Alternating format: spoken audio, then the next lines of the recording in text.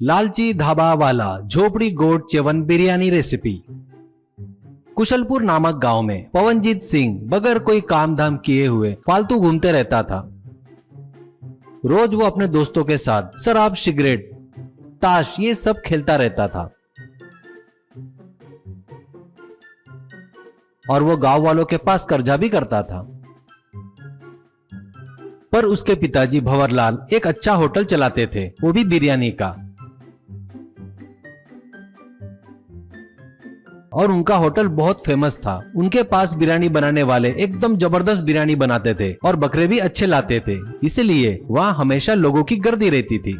ऐसे ही एक दिन उसके बच्चे के कारनामे के बारे में जानकर उसे बुलाकर भंवरलाल कहता है, क्या रे, घर के पैसे सब उड़ा दिया क्या? पवन, घर के पैसे मैंने हाथ भी नहीं लगाए, मैं अपने खर्चे लायक खुद कमा रहा हूँ, ऐसा कहता है। तभी उसकी माँ वहाँ आती है और माँ वसुंधरा कहती है, क्या बोला रे बेवकूफ, शर्म आनी चाहिए तेरे को झूठ बोलते वक्त। मैं एक एक रुपए कर जो पैसे छुपाए थे वहाँ पे एक भी पैसा नहीं बचा, पूरा खर्च कर दिया तूने। भंवर, घर में तेरे पैसे उड़ा रहा है और गांव में मेरी इज्जत उड़ा रहा है। ये जिधर देखो उधर गांव में इसके और इसके दोस्तों के बारे में बात कर रहे हैं, देखो, और मैं अभी से बर्दाश्त नहीं कर सकता, कहीं न कहीं इसे भेजना ही पड़ेगा। तभी पवन, अरे देखो पिताजी, आप ऐसा सोच रहे हैं तो इसलिए बता रहा हूँ, मुझे फॉरेन भेज दो, बढ़िया एक आधा अमीर लड़की से प्यार करके वहाँ सेटल हो जाता मैं और वहाँ इलेक्शन में खड़ा होकर वहाँ का प्रेसिडेंट भी बन जाऊंगा, उसके बाद मेरा रास्ता मैं ही देख लूंगा, ऐसा कहता है। भंवर, क्या बोला बेटा, अपना थोबड़ा देखा क्या? फॉरेन जाएगा क्या? वहाँ का प्रेसिडेंट बनेगा क्या? अरे तुझे पता है क्या, प्रेसिडेंट बनने वाला लोकल चाहिए, ये भी कॉमन सेंस नहीं है क्या तुझमें? चुपचाप आकर अपने होटल में काम संभाल ले,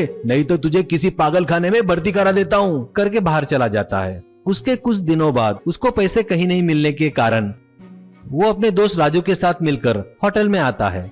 उसे देखकर भंवर, क्यों रे, तू ही बोझ है, बोले तो तेरे को एक चमचा भी होना क्या साथ में? देख, मैं एक हफ्ता यहाँ नहीं रहूंगा, अपने मास्टर से अच्छे से काम सीख ले, अगले 6 महीने में तू ही मटन बिरयानी बनाने को होना, समझ में आया? कहकर चला गया।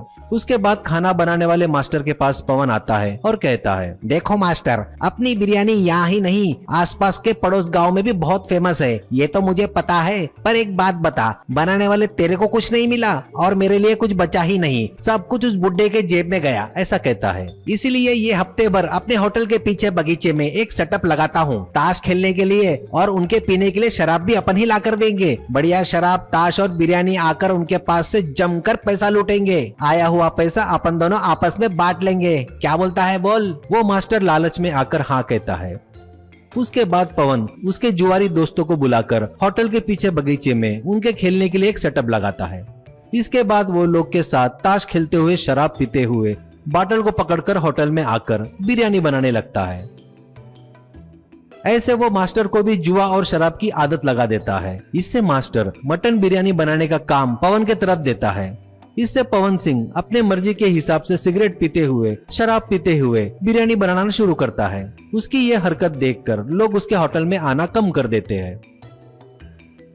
ये देखकर उसके दोस्त राजू की सलाह पर होटल में 4 और टेबल लगाता है ताश खेलने के लिए और शराब पीने का प्रबंध करता है।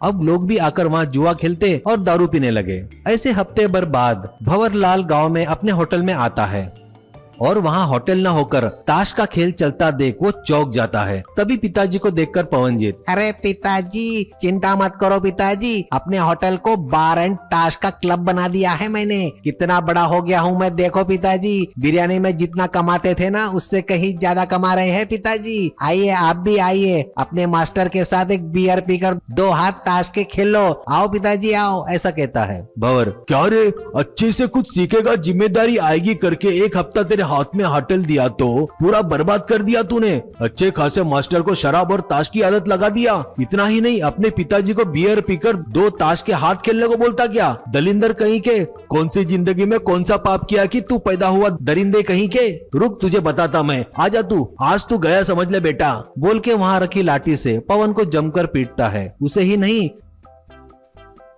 वहाँ जो शराब पी रहे थे, ताश खेल रहे थे, उनको भी पीटकर वहाँ से भगा देता है। उसके बाद भंवरलाल खुद मटन बिरयानी बनाकर बेचना शुरू करता है।